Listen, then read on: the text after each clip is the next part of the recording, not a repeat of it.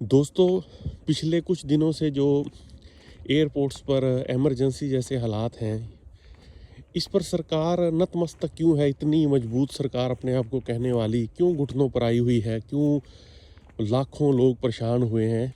इसका सबसे बड़ा कारण है राजनीतिक पार्टियों को मिलने वाला चंदा, इलेक्टोरल बॉन्ड, जो एक कहें कि रिश्वत। अगर किसी ने आपको, कंपनी ने 10,000 करोड़ रुपया चंदा दिया है, तो उसको आप क्या कहोगे? वो आपको दबाएगी ना। कि आपने अभी एविएशन मिनिस्टर का जो बयान सुना ही होगा कि हम गलती उनके, लेकिन हम कुछ नहीं कर सकते। ये स्थितियां आगे और क्षेत्रों में भी आएंगी, चाहे वो मेडिकल हो। मेडिकल में तो खैर एक बार आ भी चुकी हैं कोरोना काल में, या ट्रेन का हो, जो जैसे कुंभ मेले में हुआ था, या पीछे जब कोरोना में ट्रेनें बंद हो गई थी तो लोग ऐसे ही लाचार महसूस कर रहे थे। जो आज अभी मिडिल फैमिलीज़ कर रही हैं, वैसे ही जो बिल्कुल गरीब तबका था उस टाइम, वो ऐसे महसूस कर रहा था। लेकिन ये कारण जो अब बन रहे हैं, इसमें देखिए एविएशन सेक्टर, जो कंपनी है इंडिगो, हम ये सोच रहे हो कि उसको नुकसान हो रहा है, उसका बिल्कुल कतई नुकसान नहीं हो रहा है। वो अगर 5 फ़्लाइटें रद्द होती हैं, एक फ़्लाइट चलती है उनकी, तो वो जो 6,000 रुपये कहीं का जो फेयर है, किराया है, उसका वो 7 गुना वसूल रहे हैं। यानी कि अभी जो केसी त्यागी हैं, जेडीयू के लोकसभा और राज्यसभा के सांसद भी रह चुके हैं, खुद जो अभी सरकार में है उनकी पार्टी, जिसकी वजह से पूरी सरकार है, आपको पता ही है, बिहार के जेडीयू दल की वजह से, उसने अभी कल ऑन रिकॉर्ड कहा है कि उसकी बेटी को 41,000 रुपये की टिकट खरीदनी पड़ी। मतलब कि जो 6,000 की टिकट थी, उसका 41,000, 7 गुना। तो 7 गुना कंपनी ने तो वसूल कर लिया उसको। अब उसकी फ़्लाइट, एक फ़्लाइट चली और 7 रद्द हो गई, तो उसको कोई फ़र्क नहीं पड़ा। यानी कि उसकी जेब पर कोई फ़र्क नहीं, आम लोगों की जेब पर फ़र्क है।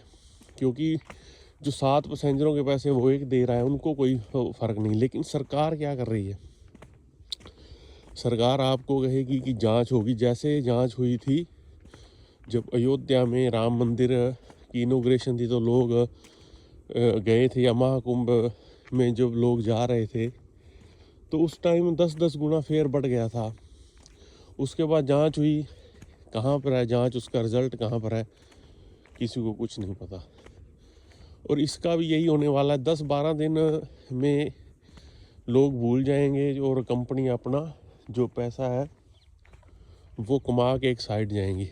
लेकिन इसके पीछे जो एक बड़ा सवाल है, उस पर आप अगर आज गौर नहीं की, तो फिर आगे पछतावा है।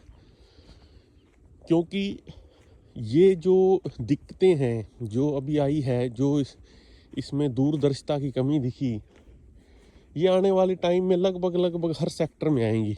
सरकार कुछ ना पीछे किया है, ना कोई सरकार आगे करेगी। सरकार में जो अब पिछले कुछ सालों में कॉरपोरेट का जो रोल बढ़कर सामने आया है, उसका जीता जागता उदाहरण है ये इंडिगो, जिसका हमारी जो एविएशन सेक्टर है, यानी कि जो जहाज़ हैं, अगर 100 जहाज़ उड़ते हैं तो 65 जहाज़ इंडिगो के होते हैं हर रोज़। अब जिस कंपनी के 65 जहाज़ उड़ेंगे हर रोज़ 100 में से, तो उसकी दादागिरी तो चलेगी ही। वो जो चाहे, जो वो ना चाहे, उसकी मर्जी है। और यही हाल अब आने वाले टाइम में हर सेक्टर में होगा। जैसे जियो, एयरटेल, अब आने वाले टाइम में जो मर्जी रेट बढ़ाए, जियो बढ़ाए या कोई और कंपनी बढ़ाए, अगर 2 कंपनी हो गई तो वो तो सेटिंग करके भी बढ़ा सकती हैं। क्योंकि उसके उनका कोई, अब जो गवर्नमेंट है, जो हमारा अपना आम लोगों का टेलीकॉम सेक्टर था बीएसएनएल, वो तो ख़त्म हो चुका है। सेम चीज़ आगे ट्रेनों में भी आएगी। जो ट्रेनों का जो निजीकरण हो रहा है, कुछ का हो गया है, तो आने वाले टाइम में आप क्या सोचते हो कि आप ट्रेनों में भी चढ़ जाओगे? जो टिकट्स पीछे 2-2 हज़ार रुपये की थी, वो आज 7-7 हज़ार रुपये की है। जो 500 रुपये की थी वो 3500 रुपये की है। आगे यही चीज़ें मेडिकल सेक्टर में भी आएंगी। जैसे आपने देखा ही है कोरोना काल में क्या हुआ था। तो कहने का मतलब जो ये है कि उद्योगपति और सरकार नहीं कहूँगा मैं, क्योंकि उद्योगपति जो उन्होंने मिलके अपनी एक सरकार बनाई थी, अब वो बिल्कुल हावी हो गए हैं आम जनता पे। क्योंकि उद्योगपति थे, उन्होंने जो अपना पैसा, उद्योगपति सोचता है अपनी सिर्फ और नफ़ा और नुकसान, उसको कोई फ़र्क नहीं आम लोगों की क्या स्थिति हुई है। अब जैसे जो बच्चे यूएसए के लिए जैसे किसी का इंटरव्यू था, किसी ने 6 महीने हो गए अपॉइंटमेंट ली हुई थी, अगर उसको अभी जाना था और उसका मिस हो गई फ़्लाइट, उसकी अपॉइंटमेंट मिस हो गई, तो वो उसका फ्यूचर आगे प्रभावित हो गया कि अब वो जो उसके जो प्लान थे वो सब धरे के धरे रह गए। उसके बाद किसी का इंटरव्यू था और कंपनीज़ में था, किसी का काम था, किसी की आगे कनेक्टिंग फ़्लाइट थी। मतलब कि आम लोगों ने ये इमरजेंसी देख ली। एक ये इमरजेंसी होती है, हर जिसने नहीं देखी उसको नहीं लगती। जैसे जो गरीब तबका था, बिल्कुल जो मज़दूर भाई लोग थे, उन्होंने कोरोना में भी ये इमरजेंसी देखी थी ट्रेनों वाली, कि क्या ट्रेनें जब बंद हुई तो उनको कैसे पैदल जाना पड़ा। वैसे ही हालात इमरजेंसी के दोस्तों आने वाले टाइम में हर क्षेत्र में आएंगे। टेलीकॉम, मेडिकल, ट्रेन, इवन जो स्टडी है उसमें भी। तो फिर आप क्या करोगे? अगर सरकार इतनी मजबूत सरकार होते हुए एकदम से अगर सरकार बो डाउन हो जाए, बिल्कुल झुक जाए, तो फिर आप क्या करोगे उस मजबूत सरकार का?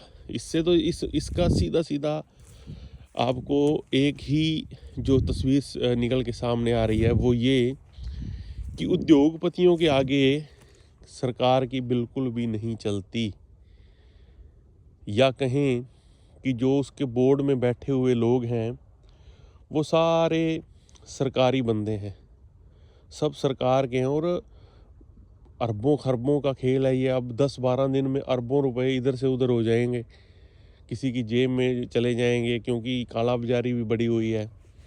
तो 10-12 दिन की बात है, लोग परेशान होके धक्के खा के बैठ जाएंगे। और उसके बाद जो जांच होगी उसका तो पता ही है आपको, पीछे हमारे देश में जांच का नया एक आयाम है कि जांच होती है लेकिन रिजल्ट नहीं निकलता। और दूसरी तरफ जो अंधविश्वास को बढ़ावा मिल रहा है वो क्या है? वो एक चादर है लोगों के ऊपर उड़ाने की कि आप कुछ बोलिएगा मत। आप अगर बोलेंगे तो आप अधर्मी हो जाएंगे। वो चादर है जो वो इन्होंने अपने सारे बाबा लोग हैं जो वो ट्रेंड करके मार्केट में छोड़े हुए हैं कि आपने लोगों को धर्म की चाशनी में डुबो के रखना है। वो भी एक टूल किट का काम हो रहा है, उसका भी आने वाले टाइम में लोगों को पता चलेगा। फ़िलहाल अभी तो लोग जिसको समस्या हो रही है उसी को पता है। तो दोस्तों आप इसके बारे में क्या सोचते हो, एक बार कमेंट करके ज़रूर बताना। नमस्कार दोस्तों।